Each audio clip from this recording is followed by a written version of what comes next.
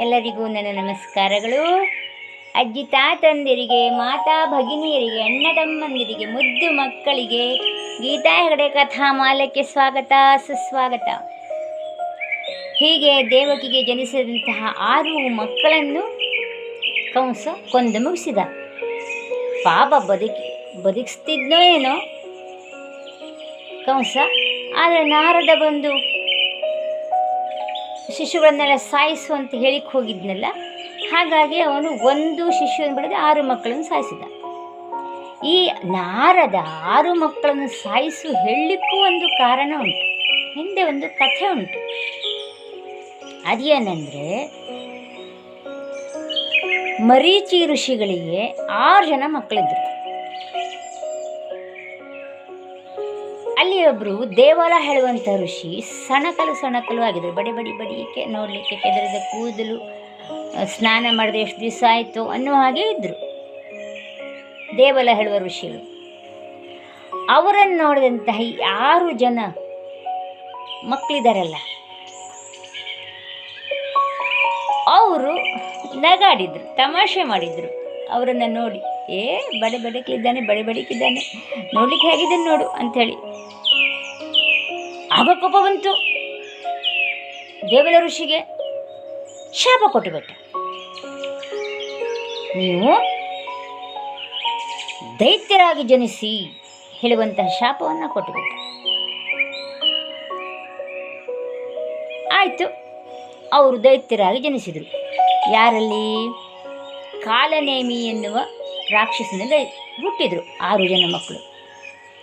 ಆ ಕಾಲನೇಮಿ ಯಾರು ಅಂದರೆ, ಹಿರಣ್ಯಕಶಿಪು ಮತ್ತು ಹಿರಣ್ಯಾಕ್ಷ ಅಣ್ಣ ತಮ್ಮಂದಿದ್ದಾರಲ್ಲ, ಆ ಹಿರಣ್ಯಾಕ್ಷನ ಮಗನೇ ಕಾಲನೇಮಿ.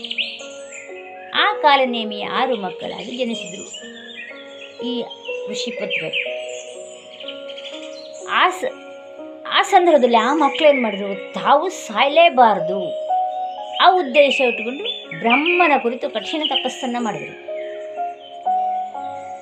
ಅವರ ಕಠಿಣ ತಪಸ್ಸಿಗೆ ಬ್ರಹ್ಮ ಮೆಚ್ಚಿ ತಥಾಸ್ತು ಅಂತ ವರ ಕೊಟ್ಟ ಬ್ರಹ್ಮ. ಅಂದರೆ ಅವರಿಗೆ ಸಾವಿಲ್ಲದಾಯಿತು ಈ 6 ಮಕ್ಕಳಿಗೆ. ಆ ಸಂದರ್ಭದಲ್ಲಿ ಹಿರಣ್ಯಕಶಿಪುವಿನ ಆಡಳಿತ ನಡೀತಾ ಇತ್ತು. ಅವನು ರಾಜ. ಹಿರಣ್ಯಕಶಿಪು ರಾಜ ಆಗಿದ್ದರಿಂದ ಅವನು ತಾನೇ ದೇವರು, ತಾನೇ ದೊಡ್ಡವನು, ತನಗಿಂತ ದೊಡ್ಡವರಿಲ್ಲ, ನನ್ನನ್ನು ಬಿಟ್ಟು ಆ ಬ್ರಹ್ಮನಲ್ಲಿ ಯಾಕೆ ಹೋದರು ಈ ಹಿರಣ್ಯಾಕ್ಷನ ಮೊಮ್ಮಕ್ಕಳು ಅಂದರೆ ಕಾಲನೇಮಿಯ ಮಕ್ಕಳು? ನನ್ನನ್ನು ತಪಸ್ಸು ಮಾಡಿದರೆ, ನನ್ನನ್ನು ಕೇಳಿದರೆ ನಾನು ಹೊರ ಕೊಡ್ತಿರ್ಲಿಲ್ವ ಅಂತ ಒಂದು ರೀತಿ ಅಹಂ ಇತ್ತು ಕಾಣಿ ರಾಜ ಹೇಳುವಂಥದ್ದು. ಹಾಗಾಗಿ ಅವನು ಮಾಡಿದ ಅವನಿಗೆ ಸಿಟ್ಟು ಬಂತು. ತಪಸ್ಸು ಮಾಡಿ ಬ್ರಹ್ಮನ ಕುರಿತು ತಪಸ್ಸು ಮಾಡಿ ಹೇಗೆ ವರವನ್ನು ಪಡೆದರು, ಇವನಿಗೆ ಸಿಟ್ಟು ಬಂದು ಇವನು ಶಾಪ ಕೊಟ್ಟ ಹಿರಣ್ಯಕಶಿಪು. ಏನಂತ? ಈ 6 ಮಕ್ಕಳು ಅವರ ತಂದೆಯಿಂದಲೇ ಸಾಯಲಿ ಅಂತ.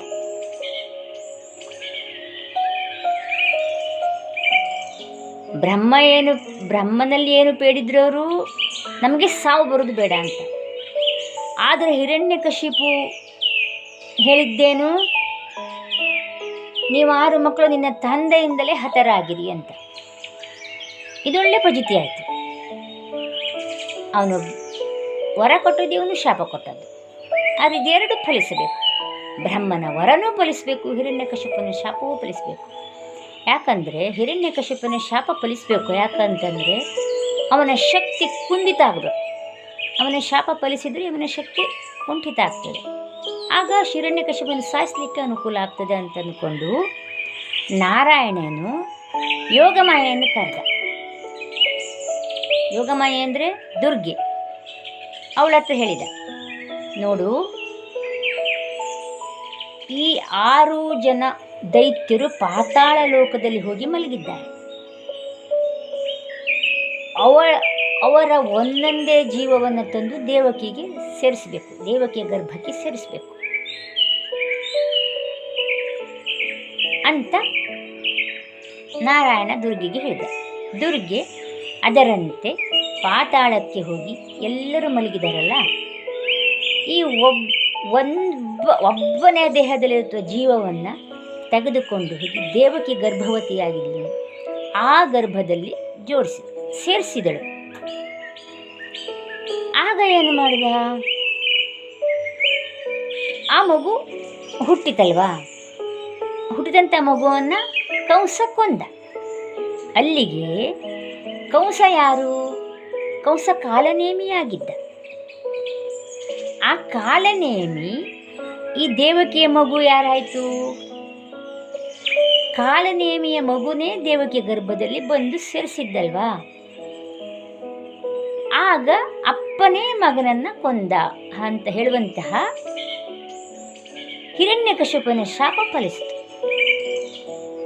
ಆಗ ದುರ್ಗಿ ಮತ್ತೇನು ಮಾಡಿದ್ಲು, ಯಾವಾಗ ಕಂಸ ಕೊಂದನು ಒಂದು ಮಗುವನ್ನು, ಆ ಮಗುವಿನ ಜೀವವನ್ನು ತೆಗೆದುಕೊಂಡು ಹೋಗಿ ಅಲ್ಲಿ ಮಲಗಿದ್ನಲ್ಲ, ಯಾರ ದೇಹದಿಂದ ತೆಗೆದುಕೊಂಡು ಬಂದಿದ್ನೋ ಅದೇ ದೇಹಕ್ಕೆ ಹಾಕಿದ್ಲು.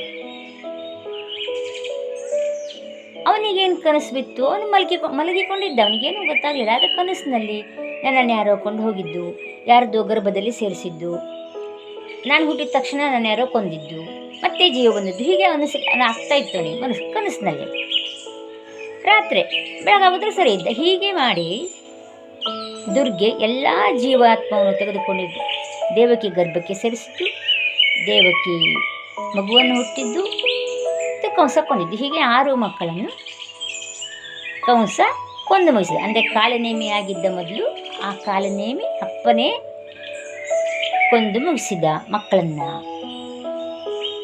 ಹೀಗೆ